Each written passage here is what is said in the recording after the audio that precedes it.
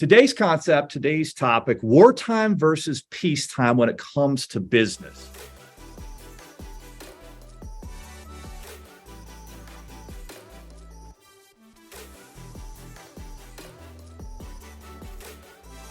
And what it is it's a concept of kind of a mindset of how to tackle problems and adversity, regardless of what your position is at this company. This is a mindset that's going to serve you for the rest of your life. And so I want to ask you guys to really focus in, put your phones down, focus in on the screen, take notes of different ideas and solutions, aha moments you might have that you can implement with your career here at Seven Figures, and also in terms of different concepts you can apply throughout the rest of your life. So today's concept, today's topic, wartime versus peacetime when it comes to business. And that, we've seen this in the last few years. Certainly COVID for a period of time was a wartime. Like it was a little bit difficult for a lot of businesses. A lot of businesses went out of business. They were shut down. We saw a big drop in our business during the second quarter, March, April, May, June of 2020. And then starting in July of 2020, every month after that, we started to grow and get bigger. And that was because of the way we tackled COVID, that wartime versus peacetime. So let's talk about it. What is peacetime business like, right? Average efforts will get you pretty good results because the market overall is in good shape. Lenders are lending. Things are a little bit easier. And so if you're giving average effort, you're still getting pretty good results. If you have average skill set when it comes to sales and expertise in business funding and the way you conduct your appointments, the way we serve our funding partners, you still can make decent income with just average skills. That idea of living a really balanced life is a priority. And so you're focused on a lot of different things outside of work, which, there's nothing wrong with that. But things change when you enter into a wartime era, a wartime period of time in business. Chaos and challenge. A lot of the times you see that in the news during peacetime business. It doesn't have that much effect on you, on doing your job, on making the money you need to take care of your family.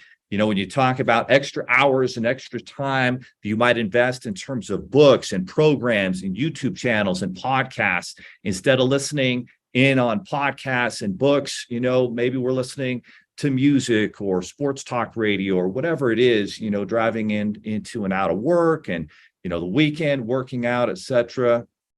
The thought of doing cold outreach to potential funding partners or doing extra effort outside of hours, that's really just something only for the people that are super ambitious and crazy, the obsessed out there.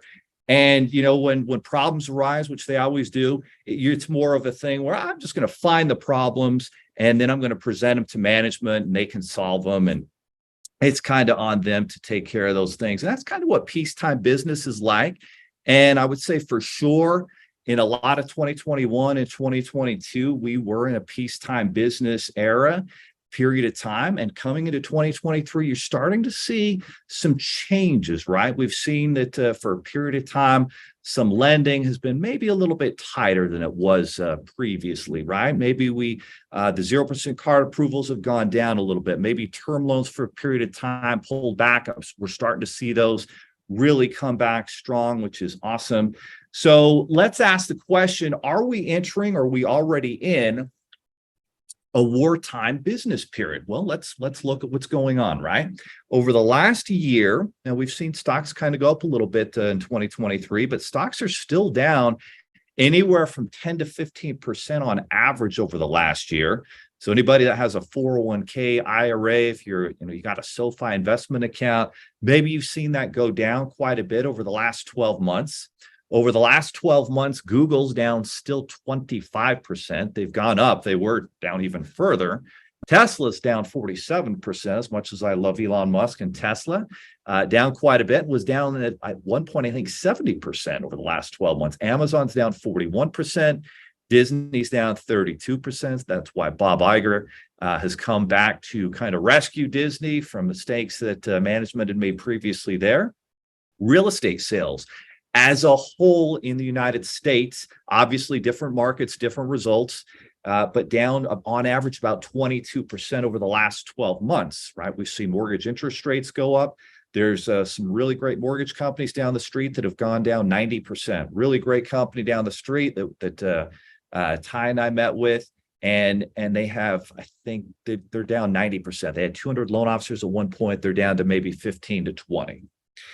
Utah tech companies. How often have we seen in the last 6 months massive layoffs happening to Utah tech companies? Plural sign, Podium, MX. We work with MX. They help us with the My Figures, fintech app that we're continuing to build and grow. And a lot of the guys we were working with no longer work there anymore. They were let go. My son's soccer coach, also an MX professional, gone. So we're seeing some disruption. We're seeing some chaos happening to tech companies. Facebook, Amazon, Google, Apple, they've all laid off tens of thousands of employees in the last few months. So it certainly seems like there's an adjustment. It certainly seems like as 2023 progresses, there's going to be uncertainty. There's going to be chaos out there in the economy. Obviously, you've got the war going on in Ukraine. So all these crazy things happening around us. So what is wartime business like? How is it different? Well, let me share a little story. You can go through your own wartime business as I did in August of 2018, and a lot of the first guys and gals here at Seven Figures, we were kind of in that boat. In August of 2018, I entered my own wartime business zone. Now, the economy as a whole wasn't there, but that's where I entered. And so sometimes you're in a wartime business situation individually, right? Maybe you had a setback. Maybe you had something go wrong in a previous job or with previous income, or a health scare in your family that puts you in a tough spot in a wartime business zone. So August of 2018, I entered there. I left a company that I started in my kitchen. Some of us worked at that company previously. That company looks like is closing their doors this month. So all the blood, sweat, and tears, money, invested time, long work hour and weeks actually meant that not only was I going to have to start over, but I was going to have to start over with $140,000 in total debt that I took with me, both personally and business, to start over again in August of 2018. The first thing that I did when I left was, hey, we're going to build a foundation of values and principles. I wrote those down, all the values and principles that previous company didn't stand for, but that we do stand for here at Seven Figures. You've seen them on the wall here in this office. They mean something. We're going to stick to them. We're going to live by them because they lead to success. So the first thing I said is, hey, I don't care what it is. We're going to do what we say we're going to do. We're going to be unreasonably optimistic when we face adversity. We're going to focus on solutions, et cetera, et cetera. 3 months later, we hadn't actually made any money yet. And I was now 30 days late on my mortgage, not once, not twice, but 3 times. And we finally generated our first sales and income after nearly 3 months of kind of building our foundation. We wanted to be able to educate, our clients when it comes to credit and finance, all the things that nobody teaches in high school and college. And so that was the concept that we wanted to do, not only get them the best funding, but really put them in a better place and educate them on how finance works. So during that period of time, it was very stressful. It was difficult. I was working 9 a.m. to 9 p.m. for nearly the first year. Ty was working his full-time, sales job there at Keystone, and he's putting in another 30 to 40 hours a week to build Seven Figures. I remember, he would work all week, and then he'd get on a plane, and Ben and Kevin would join him, and he'd go to a different event. Sometimes I'd go with them. Otherwise, I'd be home underwriting and working with those clients every single weekend. We did that for several months straight. This is what wartime business is like. We did massive outreach to potential strategic partnerships. I was reaching out cold every single day on LinkedIn to business coaches, consultants. And you know what? When you take massive actions, you start to get massive results. You don't worry about how many no's you hear. And we started to sign up more partners. We started to see momentum come into our business. I remember like yesterday, we were getting on a plane time to go to an event in March of 2019, which, by the way, we did over $100,000 in sales that month. And Ty's on the phone with a huge strategic partner that ends up sending us a ton of business over the next year. We didn't have a business reputation. We had barely any 5-star reviews on Google at that point, but we were reading the books. We were completing the sales marketing courses. We were listening and learning to improve our skills, because that's what you're forced to do if you want to succeed during a wartime period of time. Nate, Ben, and Austin, same thing, working from home, constant dedication, commitment. We weren't all making a lot of money those first few months, and that was the sacrifice it took to build this up. And like I said, by month number 7, we did over $100,000 in sales. Month number 10, we got into an office. We did what we said we were going to do. We were accountable with partners, with clients. We did our best to be on time for every appointment, and we focused on serving each client, listening to understand their needs, and then delivering, the result that they need. At the end of the day, business really is that simple. Our job as funding professionals is to listen to what the client needs and then do everything possible to get them that result. Sometimes it's not possible, where it's going to be limited based on their credit and income, but a lot of the time we can impose our will and help them get close to those results or exceed them just by listening to what they need and then focusing on those solutions. During wartime periods of business, there are going to be less members of the 459 club. So that means at 459, maybe we're not running out of the office to go on to our next thing. Maybe there's going to be an extra call or two. Or if one of the examples I love is Britton will be here early, he'll go home and he'll make calls till 6, 7 o'clock at night. So it's not necessarily that you're in the office. Maybe you're doing some calls at home for an extra half hour to hour every day. Maybe we're calling the contract sent pending a little bit more. There's more follow-up. Maybe we're a little bit more opportunistic in terms of finding new funding partners. You'll get on the phone with somebody every single day, and they might have been referred by somebody, or they might have found out about us by searching online or YouTube videos or LinkedIn posts. And they might be working with a business coach, consultant, trainer, and that trainer might have no idea that we actually exist. And these guys just found us. And so you want to be opportunistic. Oh, tell me about, this group you're working with. What do they teach you? What kind of business are they helping you build? Oh, cool. Great. And then get that contact information, reach out, get them on my calendar, Ty's calendar, Nate's calendar. We'll sign them up for you. Make sure that this builds the business. And when we constantly find new funding partners, that's where we can grow even during a wartime period like what we might be entering into.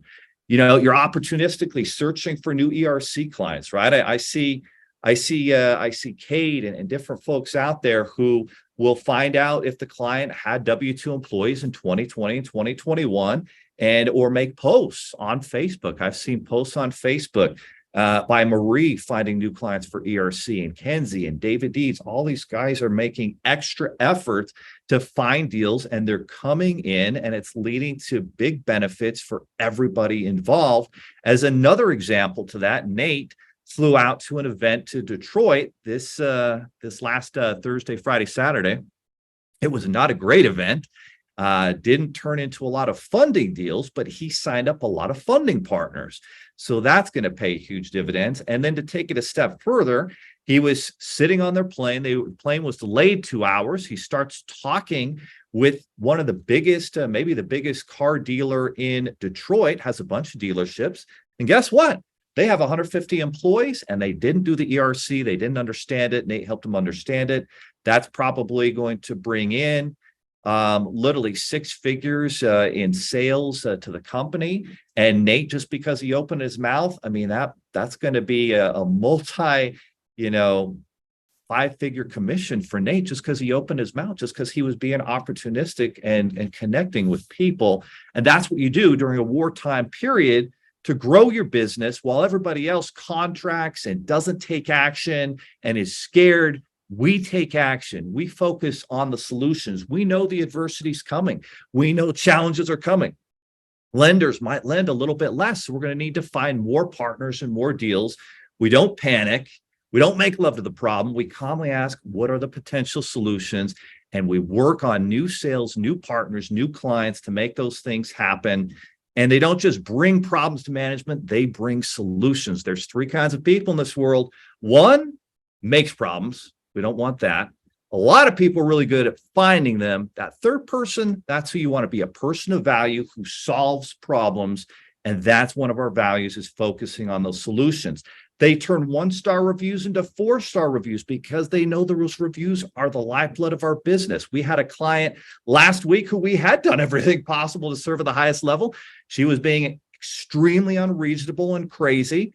But I just saw this, we were at getting ready to go to the Taylor Swift concert, and my daughter had the flu. She's a little bit sick, so I'm trying to get her ready, but I'm just kind of sitting there, and I see this lady gives us not one star, but 2 1-star reviews on 2 separate accounts, which I always hate it when they do that.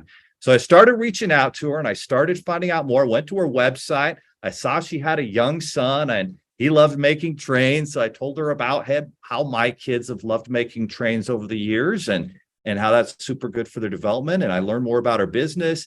And I didn't ask her to change her 1-star review, which she shouldn't have been able to do too, but she did. And we just kept on talking. She actually became really cool, and we focused on solutions. We built out, helped her explain this is why, she was running into issues getting her business financing. She had more expenses than income going through the bank account.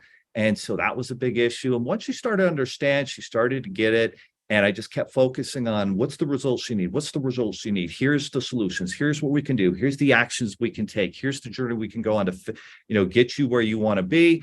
And she took those 2 1-star reviews down, turned it into a 4-star review. And that type of relentless effort is what we all need to be giving if you want to win, if you want to make more money than you've ever made this year, if you want us to grow as a company. And I fully expect that we will grow 40 or 50% this year.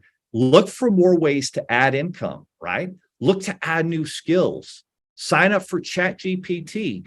When you're trying to create better messages, better emails, better responses to your clients to become more effective, ask it ChatGPT how it might answer those questions. Ty's been implementing that with a lot of our systems and processes, and it's been leading to better results with our communication with our clients, right? And then at the same time, you've got to go all in during war times of business, and you need to let friends and family know, get on the same page. I can tell you this, I let my wife know. She knew for that first year, it was going to be 9 a.m. to 9 p.m., Monday through Saturday, even working on Sunday, to get this business where it needed to be, to get all of that debt paid off from the previous business, which we did in the first year, by the way.